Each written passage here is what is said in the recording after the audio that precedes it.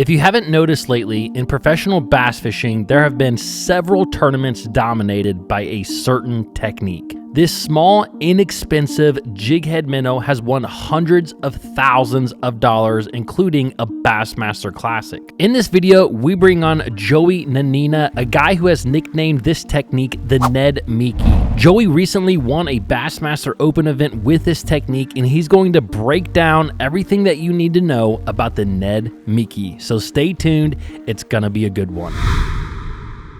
Today, I really want to talk to Joey about a certain technique that he's actually kind of come up with his own name. We've seen it a lot in fishing here recently. But Joey, you have named this the Ned Miki, and I really just want you to go in depth with this bait. Tell us your system, how you fish it, the lures you use, everything. So, Joey, welcome to the show. Tell us about the Ned Miki. Yeah, guys, I'm glad to be on here. And, it's always a great opportunity anytime I get to hop on with some other fishermen and share some things. And I did learn a long time ago that there's more growth to be had in this industry sharing things than there is hiding secrets and trying to win tournaments with them, because the tournament wins are going to happen with them if you're truly good with them. And you're not going to win an extra tournament by hiding something, in a lot of cases. I mean, there are the times where you don't want to let something out too soon, but this has been a slow progression, and I've always felt like I was going to win on the Ned Miki system. I really did, and I've been close before. I almost won the Lake Norman event a couple years ago. I finished second in that one. And so the weird thing is, of course, I won at Eufaula, Oklahoma, which I was not expecting for it to win at Eufaula, Oklahoma. That's one of the weirdest places you would ever imagine. It's like, wait, what? Yeah. This place is supposed to be dirty and shallow water fishing. And I realized pretty quickly that there was a clear portion of that lake. And then I found fish on brush and fish in schools. And anytime I can find fish like that and I can tease them with the Ned Miki, that's what I'm going to do. And I love catching them that way. And it just kind of fell into my lap. But the whole system in general is just two parts. You got the finesse-sized jig head right there. That's the 3/16 with the 1/0 hook. And that's the one I throw more often than not. And then my favorite bait on it, even though they make the 4-inch scented jerk shads and also the 5-inch scented jerk shads, I still love the Z-Man Streaks 375. So that's the one right there that I wanted on. And that's the shiner color, and that's what I wanted on also. So that's the bait setup right there. And it is just a nasty little natural looking deal when you put it all together. There it is, all put together right there. It just absolutely looks perfect, and it imitates what bass eat. And you guys know what bass eat 90% of the time. They eat other fish. So they like eating crawdads and they love eating other stuff, but they eat fish. That's what they eat. So that's what you're looking like when you're throwing that bait. Yeah, so it is a really cool technique because it's so easy. Like guys have been catching walleye their whole life and stuff on little jig head minnow type baits, but it's really kind of just started to hit the bass fishing industry. But it's not necessarily always the bait, it's also kind of the action and everything that you put into it. So I'd really love to just kind of hear your take on that, because that is such an integral part of it, is how you work this bait and exactly what you're looking for. Yeah, that's so true. I mean, you can throw it and fish it and hop it around and fish it randomly, and you can catch some fish on it, but it all comes together when you put forward-facing sonar with it. And it all comes together when you're able to see the fish track the bait, and you're able to read their behavior and their movements, and you're able to trick them based on what they want. And so it's really cool, or based on what they don't want. You eliminate certain ways to retrieve it in certain situations based on how the fish are behaving. So I watch the fish, I watch the bait. I'm able to call the fish up and out of places. And there's a couple different ways to work it. It started out before forward-facing sonar. I killed them on the Ned Miki. And I started calling it the Ned Miki because I used to just throw the Z-Man Ned rig jig head, the Ned locks and the 1/6 ounce. And I would put the Streaks 375 on the back of it, and I would throw it in schools out deep. I would throw it in schools in the wintertime and schools in the summer. I would fish it all the time. I even caught snook on it. One of the first times I ever caught fish on it was skipping a really light one up under docks, catching snook in Florida when we were filming Sweetwater. So it kind of fell into play in that way. I was sitting on a pressured school of bass, and my guide client was catching some fish on a crappie jig, catching some big bass. And I'm like, man, that thing I was catching snook on this summer would kill him. And that started happening. And I'm like, wait, this works not just in the wintertime like everyone thinks it does. This works in the summertime too, and in the fall. And it became a year-round universal bait. But the way you work it is so important. And what I did to win the tournament here, I call it tickle winding. In a lot of cases, that's how I caught half the fish. I call it the tickle wind. And when I'm out there on the water in a tournament, I say it with a Japanese accent to myself when I'm talking to myself like we all do. So, oh, ticker wind.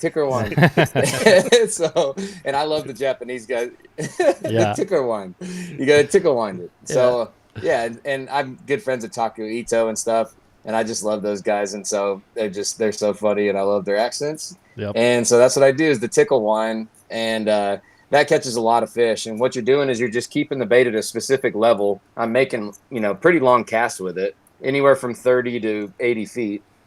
And I'm letting the bait sink. And I want it to come up over the brush or over the wood or over the fish's head and coast right up above them. And I'm winding steady, but as I'm doing it, I'm shivering. So it's like if you drank too much caffeine, you're just shivering the whole entire time as you're coming in. You're keeping the bait level, and you don't want it to be lowering as you're bringing it back to the boat. You want it to be just staying level or slightly rising and quivering as it's coming back to the boat. And that's the way that you can really call those fish up. Like when that thing's just coasting by them slowly and hovering and then just rising slightly and teasing, it makes them fly out. Now, when they fly out of cover or whatever after it, normally you want to accelerate a little bit. It's just like a cat and mouse game. Muskie fishing is the same way. If a muskie follows a bait on a figure eight and you slow down or stop the figure eight, the muskie doesn't eat. But if you keep it going fast and you keep it turning and you keep them coming, they'll eat it. And that's the same thing with the Ned Miki. I actually almost caught a big muskie on the Ned Miki doing that. But it's a cool technique, and it's a great way to fish it. So the tickle wind is what I've been doing the most lately. But there's so many ways. I also caught fish in that Eufaula, Oklahoma tournament in a deep school that was mixed with white bass. And so I'm throwing it out there and letting it sink into the white bass. And there was thousands of white bass there. And I was very fortunate. It was just a blessing in practice. I had a bite from a largemouth, my first cast in that white bass school that was on that deep point. And that was the only bite I had there in practice. It was with 30 minutes left before I had to be out the water. I catch a 3-pounder, and I'm like, okay, this could be something. And pull up there in the tournament late in the day and catch 2 4-pounders. And then the second day I caught a 4 and a 6 and a 3. And it's just, it turned out to be an amazing place. But that I was doing different. I was letting it sink through the school of white bass, hit the bottom, and I was more tight lining it, where you pick it up and let it pendulum through them and just let it swing and get tapped by the white bass and then fall underneath them, and then I'd catch them. So it's versatile. It really is. You can fish it in a lot of different ways. Are you fishing the Ned Miki in any aggressive ways, or is it predominantly you're either tickle winding, you're tight lining, or are there any times where you're just, jerking it out of brush, snapping it, working it more like a jerkbait?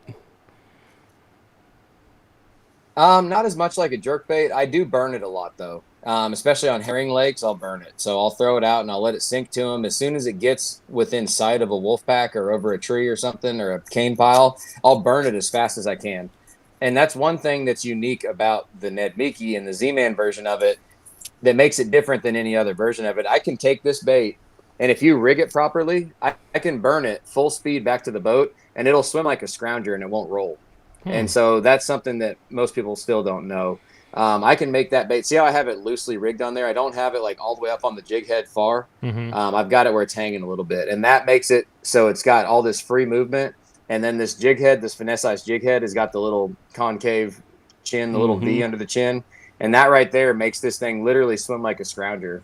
And so Lake Hartwell in the classic that I fished there, and also in the summer open that I did good in there, I was throwing it out there, letting the fish see it, and then burning it as fast as I could in that clear water, and they'd come up and hit it. So that's the most aggressive way I fish it, is burning it.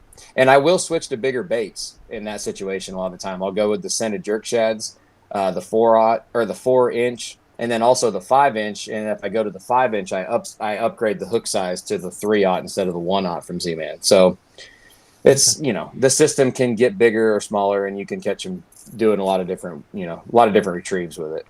Yeah, that's so interesting. You don't hear a lot about kind of lure design, product design when it comes to a jig head. Everyone just, it's a jig head. Let's just make it look cool.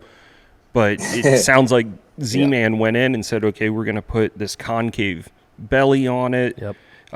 We're going to balance and weight it perfectly so that in the situation, if you do need to burn it, it's not going to roll on its side. And it's super cool. Like you said, Joey, is rigging this loose. That way the bait has more freedom to go side to side. Yep. but also maintain its balance and stability. So that's cool. You're looking at, $200, $300, $400 swim baits that have all of this design put into them to make them perfect. And then you're looking at, a simple terminal tackle, a jig head, and how this is much more superior than what your Farmer John's pouring in his basement. Super cool. Farmer John.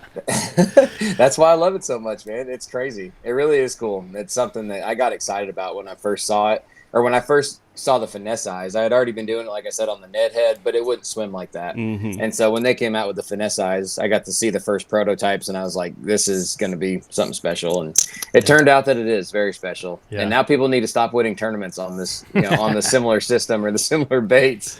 We need to tone it down for a minute, you know, give the fish a break.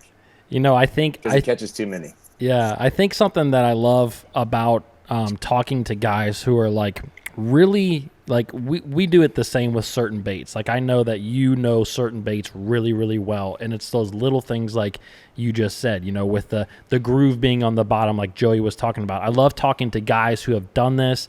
They have just picked it apart. They know the exact equipment to use with this rig. They know exactly how that bait's going to work when it's coming really, really slow, when it's going really, really fast. I think that is something that is really overlooked because it is so easy. Like you said, you think it's a jig head. We can just pick up any ball head jig. It's going to do the same. No.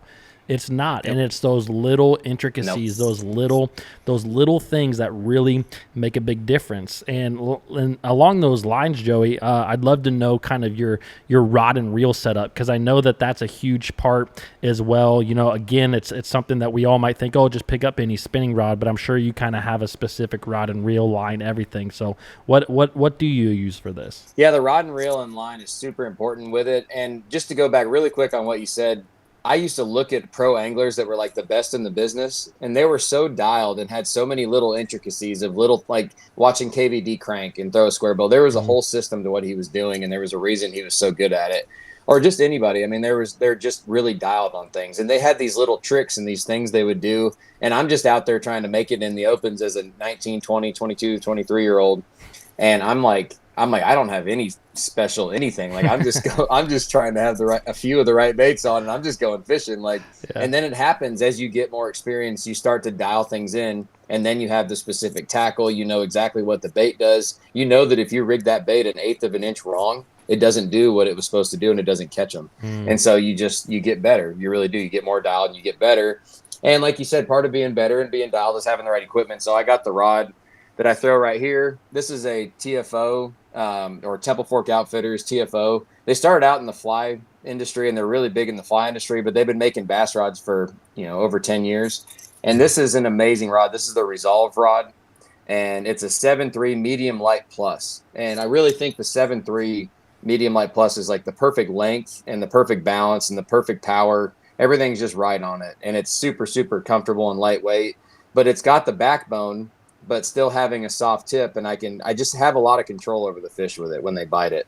I can make a long cast. I can do everything you'd want in one rod. It's not, it really is perfect. It just matches what you want to do with this. And you can feel it when you put it in your hand that it's the right rod for the deal. Now the line is probably one of the most important things. I throw 10-pound braid. This right here is Vicious No Fade braid. And that's 10-pound test, and it's super, super. So it's thin, and I can make long casts with it. And it's also incredibly smooth. It just is, and there's no memory. My dad still throws mono on his spinning reels, and he gets mad when I call him out on podcasts. But Joel just will not. He will not put a braid on his spinning reels, and I just want him to so bad. Come on, because Joel. it changes the game when you finally make the switch to braid on a spinning reel. You're like, okay, this is what I've been missing out on once you get comfortable with it. And then to that 10-pound braid, I connect a 14-pound leader. Oh. So having a 14-pound leader, most people hear that and they're like, really, 14-pound leader? And this right here is the Vicious Tora fluorocarbon. So that's a 14-pound leader, but it's the diameter of normal 11-pound test fluorocarbon. So it's less than a 12-pound test size with the 14-pound breaking strength, and it's really, really high quality. It's not cheap, but it's great to use for leader line. And I actually throw it all my flipping stuff. I flip with their Toro, their heavier pound tests, but it's just amazing line. And that makes it so I can be aggressive on those fish. And I've made posts before where I'm boat flipping 3-pounders in on a spinning reel with a Ned Miki, and it's because I'm using 14-pound test leader. I can manhandle the fish, and I've caught 2 6.5+ pounders on a Ned Miki this year, and I get comfortable because I can control those fish. I'm not going to let the fish whoop me. I'm going to keep him moving, and I can move his head and manipulate him and move him on the jumps and keep him going in the right direction, and I can power him to the boat. And I'm fine with playing a fish, but I like to keep their momentum moving, and I like to be a little bit rough on them and show them who's boss and put them in the boat, you know? That's right. That's funny. Show them who's Yeah, boss. that's right.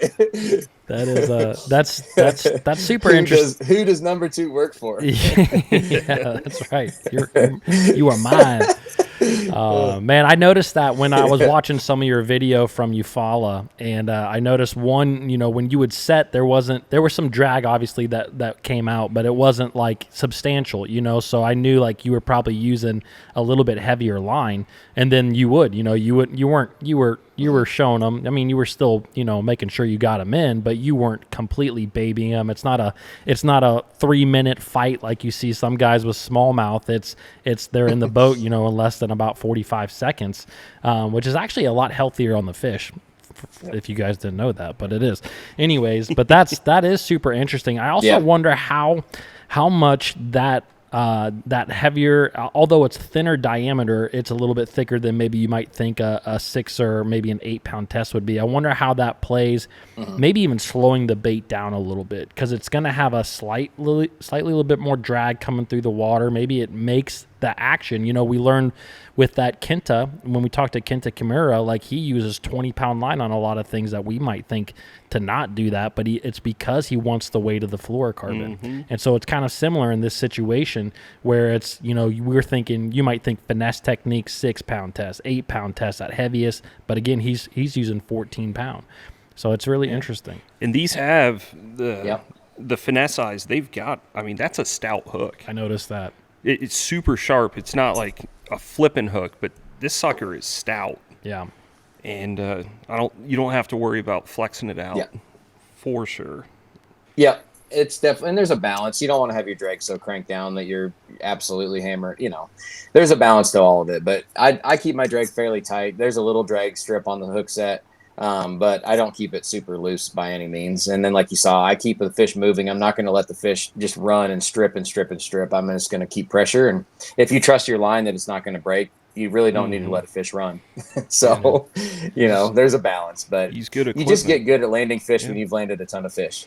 Yeah. Yep. Use good equipment and practice a lot. And I don't practice with a net normally because I have to land them with my hands. And so I'm really coordinated, and my hand eye has always been good, so I can grab fish smoothly, and that's a big help too. This video is brought to you by the Deep Dive app. This is an app that you can download on your phone that helps you define bass on your local bodies of water a lot quicker. Once you download this app, you can actually select the lake that you are fishing, and then you can input data like water temperature, water clarity, whether you are fishing around vegetation or if you are fishing in a windy or protected area. Once you input all this information, the app will actually spit out lures, techniques, and areas that you can go on your local body of water to catch bass. This app is backed by hundreds of different tournament results from across the nation and can be extremely accurate. So if you guys would like to help support the Bass Fishing HQ channel and allow me to bring more videos like this to you, hit that link down below and download the Deep Dive app today. Have you found that the fish hit this, they're coming from behind, hitting this bait? Is it more of a tick? Do they hit it aggressively?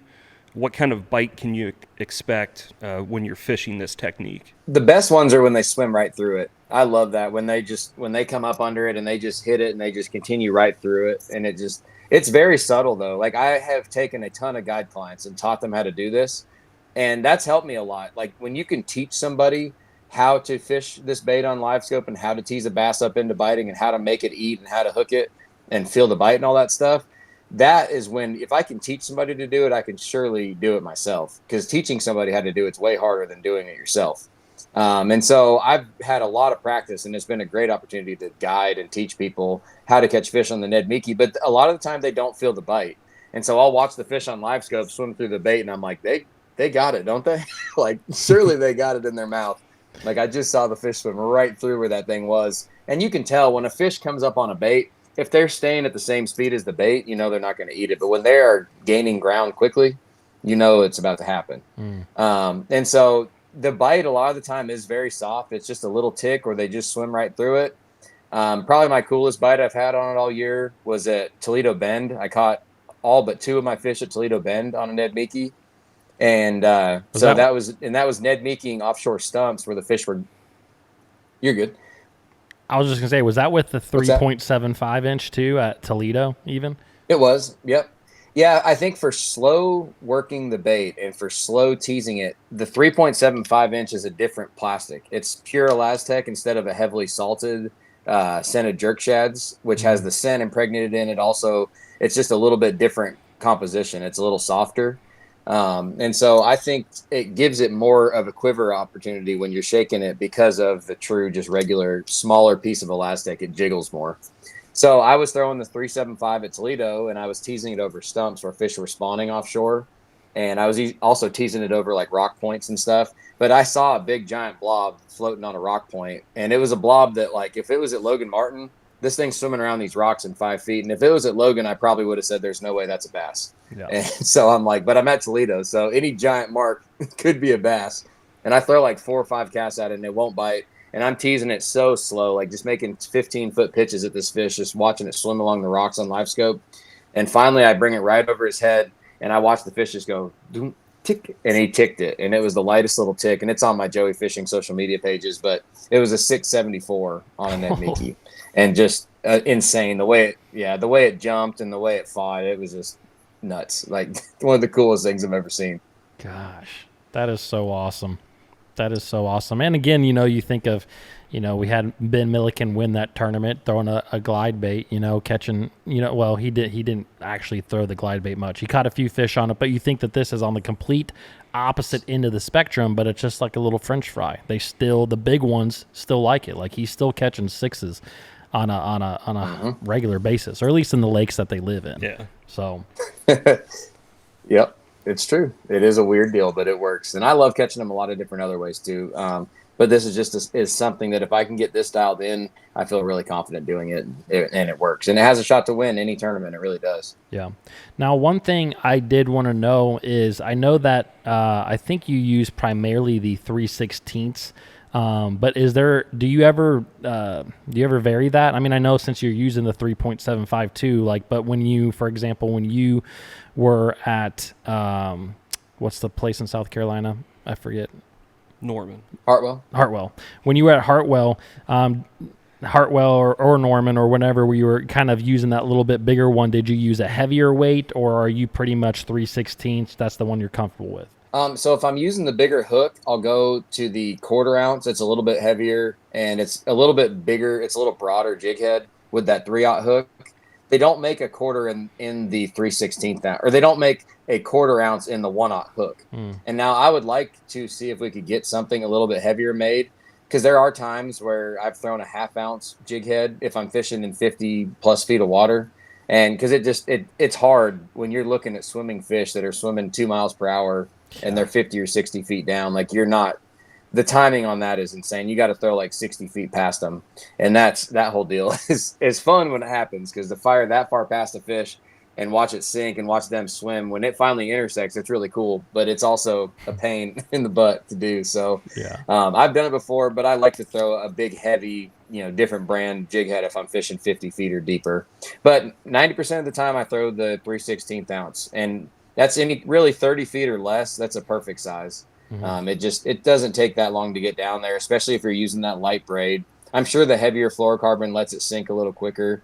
And I've caught thousands of fish on a Ned Miki with 11-pound test Tora too, which is like 8 or 9 pound test diameter. That's the Tora fluorocarbon. I've thrown their 11 a lot for leader line too, but I started throwing the 14 just so I don't have to worry about breaking off a big one in a tournament.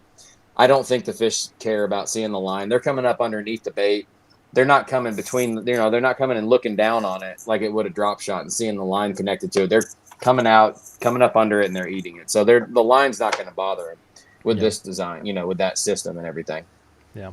I was going to ask about water clarity. Okay, go ahead. And see what like the minimum water clarity is that you're looking for to start using this technique.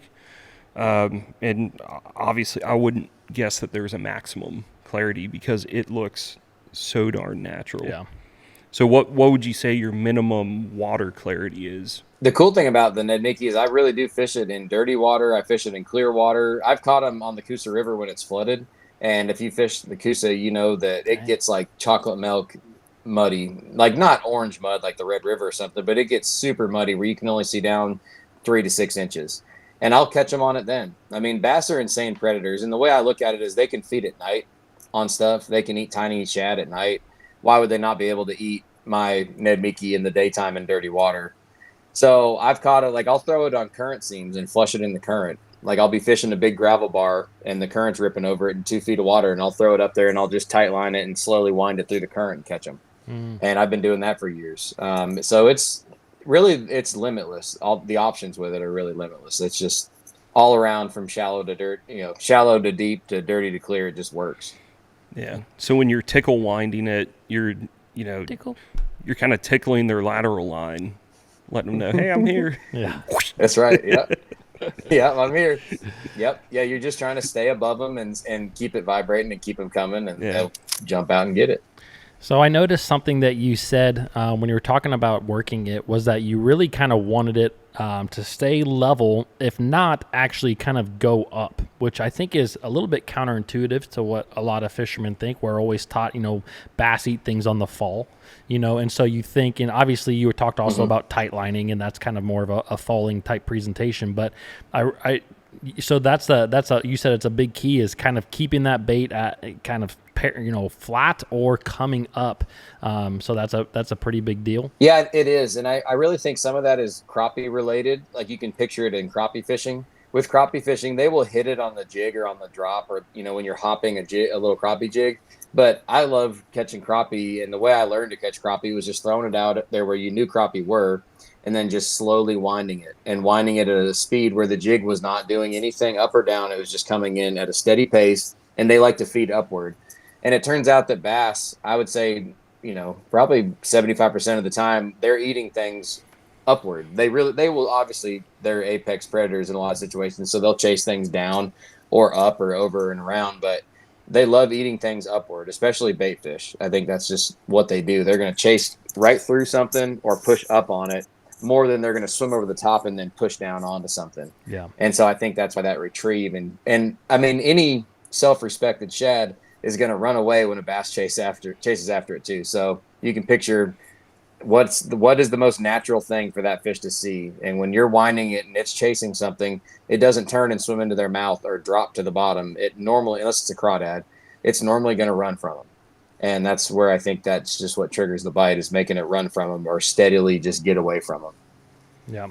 I've always thought that bass use the surface of the water almost as a ceiling of, once you can get that bait fish as close as possible to it, if you exit the water, you're not going to catch it. Yeah. So it's almost like pushing it up against a wall.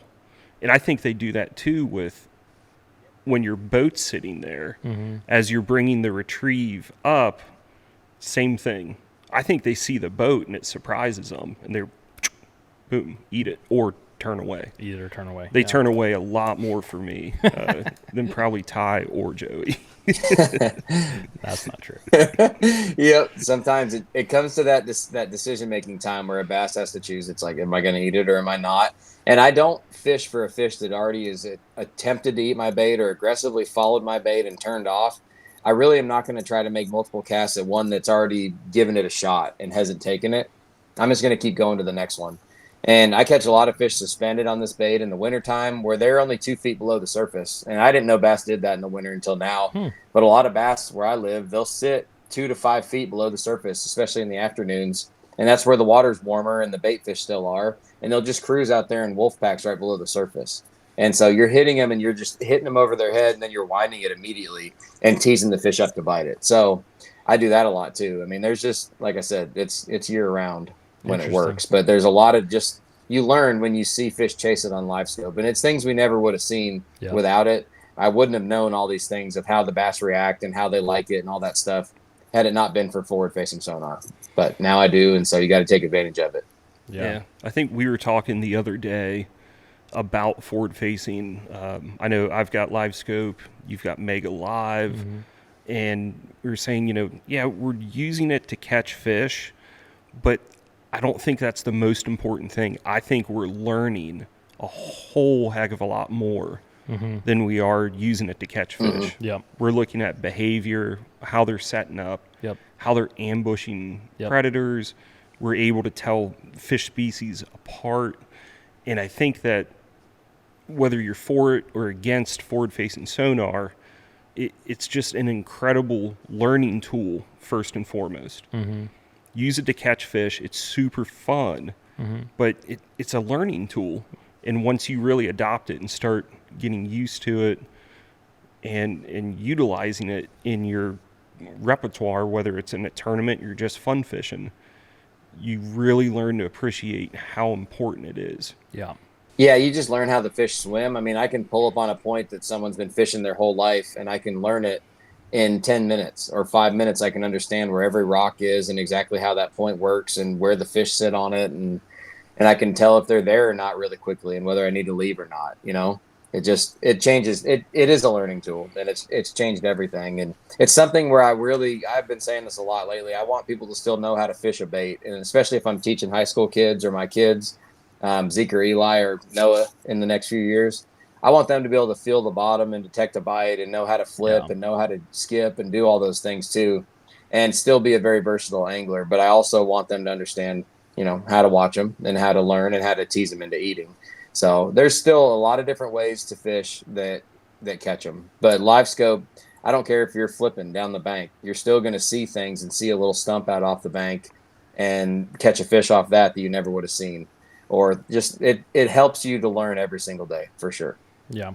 No, I think that it is so powerful. It's so there's people on one side of the fence or the other all the time, but it's one of the most powerful tools. And I know, this year I'd always fished with live scope out of your boat for a number of years, but this year I've, over the last year I've actually had Mega Live in my boat, and just the things that you learn so quickly about, like you said, the areas that people fish. Like there's areas that we fished on certain lakes that before we even had it, it's like we knew that this cast got the bite, and you could feel some subtleties, but you wouldn't know everything is there. You didn't know that there actually was one rock, there the size of a basketball or something that always held the fish. And you're like, oh, that makes perfect sense. And it's also something you just pull up to now. You make that cast right away, and you know that cast is hitting exactly where it needs to be. I think just lining up a cast is the biggest powerful, or the biggest thing that live scope and Mega Live has really helped with. Absolutely. Yep, you become a shooter instead of a fisherman in a lot of ways. Yeah. And I'm thinking like targets. Even you're really shooting targets.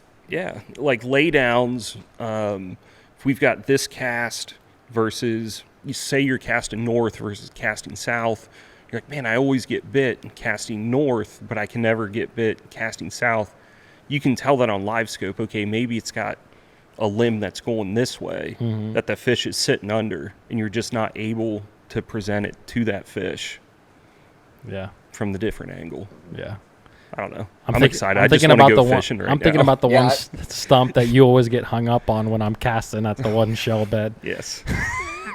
That's the one. It's got a lot of lures that one stump. on it. Don't make this cast. Yeah. That's funny. So I'll see it when I'm flipping in the river too. Like probably my second favorite technique I've ever, that I do is flipping. And I love flipping a jig. I flip the Z-Man Cross Ice Power Finesse jig, and I live scope with it. I flip wood. I flip brush, I flip stumps, I flip docks with it, and it gets a lot of bites. But if I'm flipping in the river, I used to just see the treetop or the tip of the tree and the limbs hanging out. Now if I'm flipping in the river, I can see where the root ball is, and I can flush that jig right through the root ball, which is a completely different ball game, and that's where the most current's broken. So I mean, it's never ending. But I love flipping a jig, and again, I use live scope when I'm doing it. Not as much under docks. I do use it under docks, but it's changed everything. But you still have to be good at casting, and still have to be good at all the different techniques, and you still have to put the time in, probably even more time in to compete these days. You got to be on the water more than your competitors. You really do. Yeah. Yeah. How many days a year do you think you spend on the water between tournaments, practice, guiding? That's a good question. I guide, probably the most I've ever guided in a year was about 200 days, maybe a little bit more.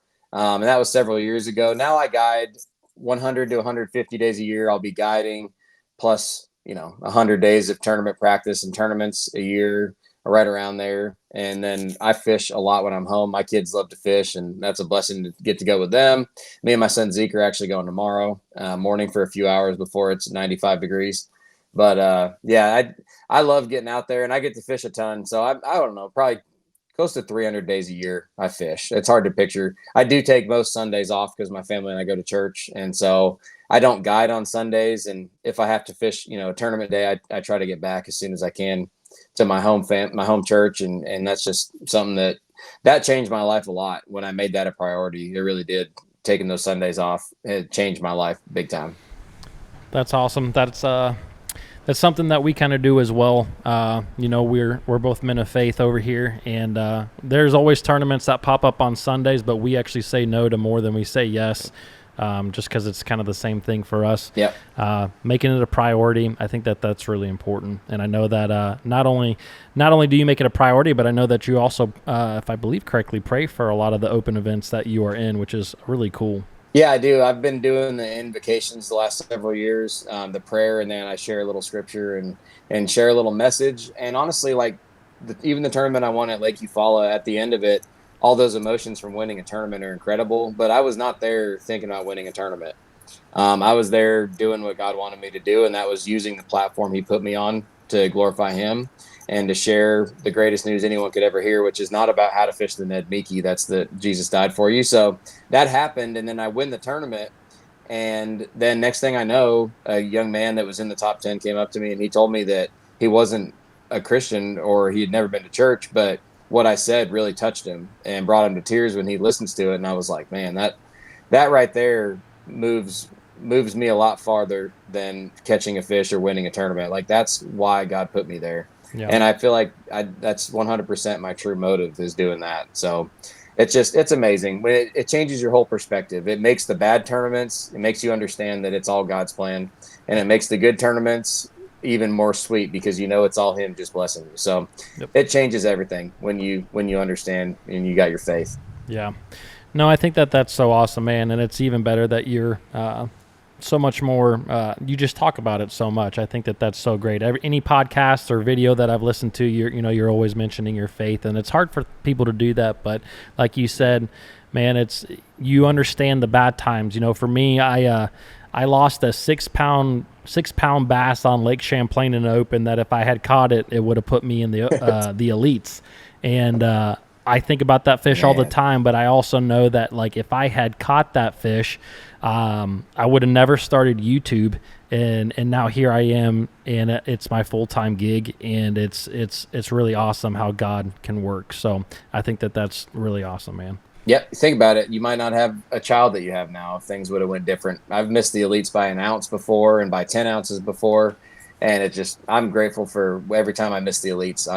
I say thank you, Lord, because I know that He didn't want me to be there. Yeah. And if I'm meant to make the elites this year, you guys know I'm in 9th place in points. Mm-hmm. And I had a bad first day at the St. Lawrence River. I was really struggling. And I said, you know what? I'm grateful for this day, because if I'm not meant to make the elites, I got to have a bad day, right?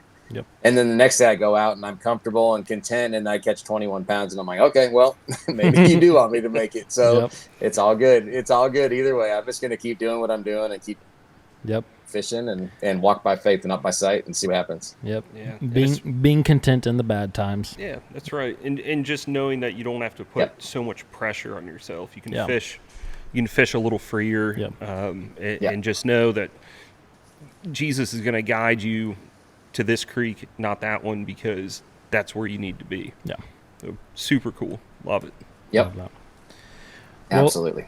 Well, you did talk about flipping being flipping a jig being one of your favorite techniques.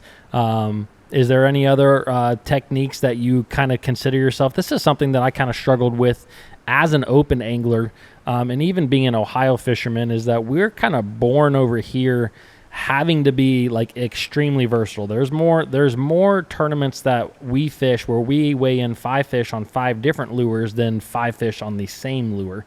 And so with that, it makes you versatile, but I also think that it doesn't always allow you to get like really just intricate with certain techniques that you can win on. So, do you ever run into that? I mean, I know you're a versatile angler, but do you ever run into almost spreading yourself too thin where you can do too much? Yeah, I think that's really detrimental in tournaments, like you said, to have too many ideas in your head and to try to do too much in practice. Like there's ways that tournaments are getting won right now, and the Ned Miki is one of them, or any version of that. But this version, I believe, still is by far the best. And that works. I mean, it will absolutely can win a tournament. And if you can add that with a couple different patterns that get you moving in the right direction in the morning, or whatever that may be, to catch you one extra fish, or here or there have a flipping deal, it's better a lot of the time to have less than to have more. And I've heard it for years, and I know a lot of guys have been successful by fishing their strengths. And I think this industry changes back and forth. For a while there, what was the number one strength? It was dominated by shallow cranking and throwing power baits, jerk baits, crank baits, and a spinner bait by KVD. Now that has changed a little bit, and it's changed, and it's fallen kind of into my lap because I got really good at guiding using live scope and using the Ned Miki, and now finesse baits that you can tease a pressured fish into biting are dominating our sport. And so that's come kind of fallen in my lap. It's just a blessing that happened. But it's made my career flourish in this sport. So I love all the other stuff, but as far as tournament fishing goes, you want to have a handful of things that you're confident in, and you just go and make it work for you on that body of water. And that's the best advice I could ever give somebody, is to be very versatile and really understand all the different ways to catch them, and do your research and be a student of the game and know all the ways to catch them and practice them. But I mean, when it boils down to it, there's certain ways that are going to win tournaments, and there's certain things you can get so good at that you can win, even if it's not conventional to what people would expect. Yeah, I think that's how you get so dialed in to one particular bait. Joey, like, the exact way to rig it for this presentation, to do this, to do that. And if you're trying every technique out there during a tournament or just out fun fishing, you're never going to intimately know the bait that you're working. It's almost like an extension of your arm. Yeah. Your rod, your reel, that, the bait, the line. It's really, really interesting. But I think you have to be able to take that and apply it to, like you said, different techniques. Like, you can take this and tickle wind a deep fish. Tickle. Yeah. And then, or tickle wind. But then also, take it to Lake Hartwell and be able to use the same exact setup and just power fish it for herring fish, burning it. So it's super interesting, but I think that's how you get so good at something. Yeah. Is when you can apply it across the board, Different ways. across the country. I mean, this is a coast to coast, north to south bait. It is. I'm excited for the Open in Florida on the Harris chain. I'm going to go tickle wind me up a 10. Yeah.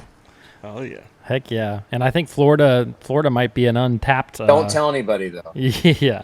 Don't tell anyone. Florida might be that untapped fishery, though, when it comes to this kind of stuff. Guys are out there swimming worms and flipping, but that is something that's really, really cool. So one thing that I really wanted to ask you is I know in Eufaula, and first of all, you do a really good job on your videos, not only just showing fish catches, but explaining your thought process, which is really, really cool. And it's probably one of the biggest learning things that people don't understand, is just the thoughts, the decisions behind it. So awesome job on that. But the other thing that I noticed, especially in the Eufaula, is that you went out and practiced during the tournament. And that's something that is really hard as a tournament angler to do. I mean, if you fish the same local body of water every single day or every single weekend, it's a little bit easier because you might practice just areas where you've caught them in the past. But to do it in tournament on a lake that you've never seen, it's very difficult. And I'd like for you to just kind of talk about how, you go about that? And is this the first time you kind of done that, or have you been doing that a lot more in these tournaments, especially the ones recently where you've really been doing well? I've been doing that for years, and I've found that practicing during the tournament is one of the most important things you can do if you have the opportunity. And normally that's when you've already caught a solid bag, and then you can just start going from there and start adjusting and trying new things. But like I've literally like a lot of tournaments that I've done good in on the final day and had a good day 3 are when I had a good first day, I had a really good second day, and I know I'm probably going to make the cut, and so I spend time practicing. And I'll just go run some new water or check a new area and try to add one little detail or one other brush pile or one little stretch of 3 or 4 brush piles. And that's when a lot of the time when you're doing that, I mean, when are your most successful days? During a full week of tournament practice and tournament days. So a lot of the time they're during the practice days. Yep. And so when you think about it like that, I mean, you just have to fish with a free mind. And there's a reason why some people are really good fishermen and it doesn't translate into being a really good tournament fisherman or really good results. And it's because you can get so cramped in your mind, you can get so stuck, and you can get just where you almost have like, it'd be like having writer's cramp for a writer where you just can't write anymore. And you can't think of what to do, even though you know what you're supposed to do. And that's a miserable feeling. And I've experienced that in tournaments where I've had the highs and the lows. And I've had those tournaments where I literally, there could have been a bass that was the hungriest bass in the world in front of me, and I couldn't have caught it because I was so uptight. And that's a terrible feeling. It really is awful when you get spun out like that. And it still happens to me. It happened in the first tournament of the year this year on Lake Eufaula. I got kind of spun out. And I tried running all over the place. It was on a lake I wasn't familiar with, other than my week of practice. And that's Eufaula, Alabama.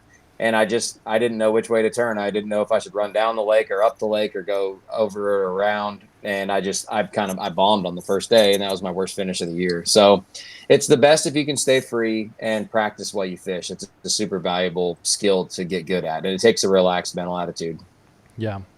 I know for me, fishing the opens, I always try to kind of look back at some of those bigger tournaments, especially the multi-day tournaments, and just is kind of look through them and see what I did right and what I did wrong. And there's almost always a correlation of that I got a good bag early and I kind of went out and fished some new stuff and practiced a little bit. And it's almost always the same, except for at Lake Chickamauga, where I just found a magic spot. But besides that, like the Oneidas at Norman, where I've done really well, like it's always, you're going out, you're looking in tournament for new areas. You might catch a big one doing that as well. You might not always find a new group of fish, but you might just catch one random big one that can also push your bag way up. Yep, you got to fish free. Interesting. Random question. Is guiding harder than tournament fishing? I don't think it is. To some people, the pressure of guiding is more than the pressure of tournament fishing because you're linked to somebody else and you got to have them be successful or you feel like you failed. My guiding is more of teaching. I don't live on a lake where people are coming to try to catch their personal biggest largemouth, their PB fish or anything like that. I live on a system of lakes that have a lot of tournaments on them and are very diverse. We'll catch fish in 3 feet of water and in 25 feet of water every day, year round, pretty much. And people want to come and learn when they fish with me. So I don't think guiding's harder than tournaments. I guess it's, at least when I'm in a tournament, it's all me as far as like I can just go fish really hard. And so mentally, sometimes I do need, like, tournaments are almost like a break where I'm not teaching, I'm just fishing and I'm just doing my best to hammer them. Not always teaching, but I love to teach. And going back to my faith, I look at every single morning when I wake up and I go to the boat ramp. I don't know who I'm going to be meeting a lot of the time. I don't know their story or their background or their struggles. And so I look at it as an opportunity to encourage that person and to be a light to them while we're fishing. And so it's still my ministry and my platform. And I know that guiding is for a great reason. I've made bonds that have been part of changing people's lives. And so that's the other way. Again, it's like, it's all God's plan. And I'm just blessed to fish for a living. And that's part of how I fish for a living. Yeah. It's a whole lot more than just catching a slimy green fish. Or brown one. Or brown. Yeah, or spotted, whatever they are. Yeah, or spotted. Well, man, that's super awesome. I've really loved sitting here talking to you and just learning That's what it's really all about. But something that I didn't know if you noticed, I kind of broke down some of your statistics. Since you have been fishing the opens for 14, this is your 14th year. A lot of those you fished one division. That's what I used to do too, because you're paying $10,000-$12,000 for one division. I think really in just the last year or two of when you fished more. More than just one division. Is that correct? Yeah, that year I had the win at Pickwick and the win at, or the second at Norman. I only fished 6 tournaments that year. Yeah. And it just was a crazy year. It was like everything, I got paid in almost all of them and just had a crazy year, and then missed the Elite Series by an ounce, and that was just meant to be, like we said. Yep. But yeah, this is the most I've ever fished. This year will be, last year I fished 8 tournaments. My wife was due to have our baby right around the Sam Rayburn, and she was having some health issues. So I skipped Sam Rayburn last year. It was the last tournament of the season. But this year will be my first year doing all 9. Yeah. So I'm excited. And it's been fun. And my family and I travel. We're a team, and we travel together. My wife homeschools the kids, and so we can do this full time. And like yesterday, we just got back from being gone for 6 weeks. I literally won the Oklahoma tournament. We drove to Wisconsin for 3.5 weeks of vacation. Drove to New York as a family for the Open for 8 or 9 days, and came back. So I've got an amazing wife and an amazing family with my 3 boys, with Zeke, Eli, and Noah, and we're just a family unit, and we go everywhere together. That's just what we do. That's awesome. That's so awesome. And something that I've noticed just from your stats, so I kind of broke them down into 5-year sections, even though you're kind of not finished out your third 5-year section, whatever. Anyways, and from 2010 to 2014, your average finish was about 79th. And again, this is the opens. Back then, they probably didn't always draw as many, but you're still talking about around 200 boats. So even above the middle of the field, which I thought was good. And then you look at your average finish from 15 to 19 was 51st, so a dramatic increase there. And then here, even recently in the last 4 years, you've jumped up to even 44th place as an average finish, which a lot of guys may not always like see that and be like, oh, that's awesome, but that's really doing well. Like averaging a 44th place finish over the course of that many years in the opens is actually doing a lot. Like you're catching them consistently. Yeah, you might have an 80th place finish, but you're filling them in with a lot of 20s, 30s, and you have several top 10s. I mean, you have 10 top 10s. I think that's really awesome. And like we said, man, or like you said, you're in 9th place in the AOI. Like as of right now, you have qualified for the elites. You have, I think, 3 more tournaments. Is that right? 3 more tournaments to go.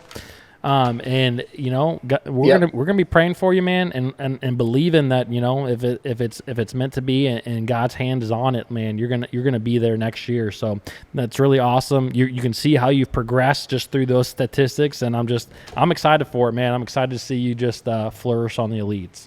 Thank you, guys. I appreciate that so much, and the prayers mean a lot. And if I'm meant to be there, I will. And I know that it's exciting to see it. It's exciting to live like that, to live by faith and just know that whatever's meant to happen will happen. Yeah.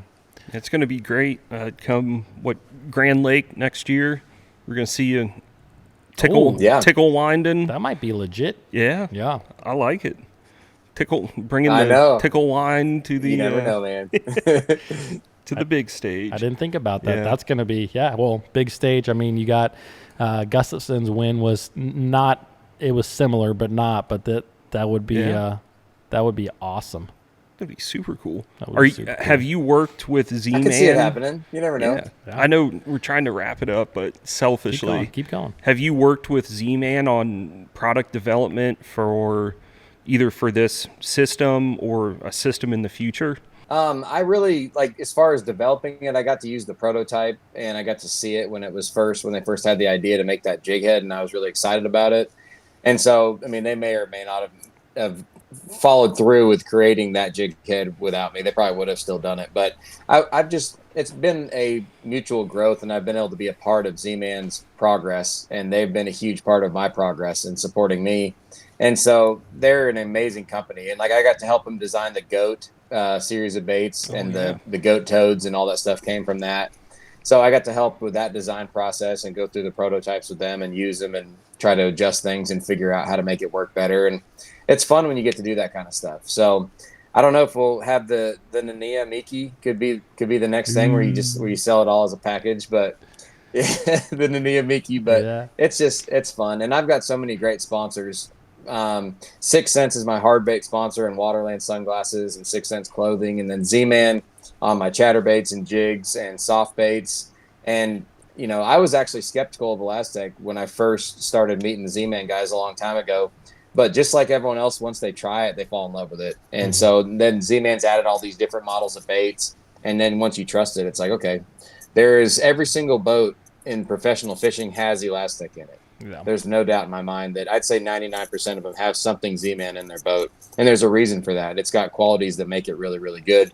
And I've just got a lot of amazing companies that have been natural progression of my career and making friends everywhere I go. And it's a blessing to work with awesome people. And you guys can see those on my website. That's joeyfishing.com, all my sponsors, and then through my social media and all that stuff. It's just Joey Fishing on Instagram and Facebook, and then Joey Fishing on YouTube. And I appreciate the support and the love that I get from the people that are following me and friends and fans, and it's amazing. Yeah, I will be sure to link all that down below in the description. So if you guys want to follow Joey, you want to go fishing with him, maybe you live where he's guiding. What lakes do you guide on in Alabama there? I got on the whole Coosa River system, so that's Weiss, Neely Henry, Logan Martin, Lay, Mitchell, and Jordan, and then also at Lake Martin and Smith Lake. And so those are the lakes that I guide on around here. They're all within an hour and a half of my house. I live on Logan Martin, so that's the one I fish the most. But it's a perfect place to learn how to catch bass. The Alabama is just awesome for learning how to catch them in a bunch of different ways. The Ned Miki is definitely a sneaky technique that is here to stay. And another couple of really sneaky techniques we actually talked about with professional angler Kenta Kimura in this podcast right here. So if you guys enjoyed this one, I really think you'll enjoy this one with Kenta. Don't forget to subscribe, comment below, and I'll see you guys in the next video.